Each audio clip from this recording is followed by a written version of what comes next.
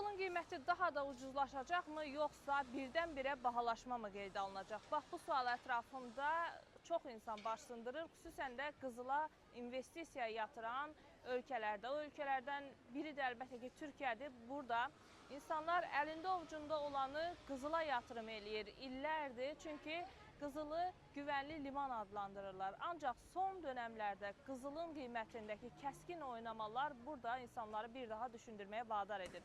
Bəs mütəxəssislər nə düşünür bu barədə? Əvvəlcə onu bildirim ki, bu günlərdə qızılın qiymətində kəskin enmə müşahidə olunur. Hətta son 7 ayın ən kəskin aşağı səviyyəyə düşdüyü dövrləri yaşayırıq deyə bilərik. Son 7 ayın ən ucuz dövrünü yaşayır qızıl.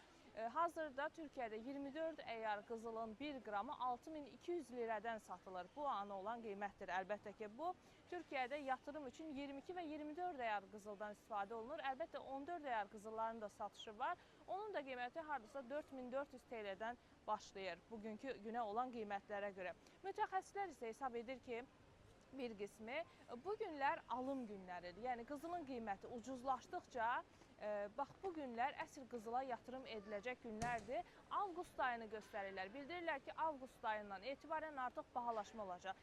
Digər kəsim mütəxəssislər isə təhlükəli bir dönəm keçirdiyini qızılın və daha da enişin ola biləcəyi ehtimallarına görə hazırda qızıla investisiya yatırmaq istəyənlərin gözləmə mövqeyində olmasının vacib olduğunu bildirirlər. Bəs siz necə hal-hazırda yatırım üçün qızılı seçənlərdənmisiniz, yoxsa hələ ki gözləmə mövqeyindəmisiniz?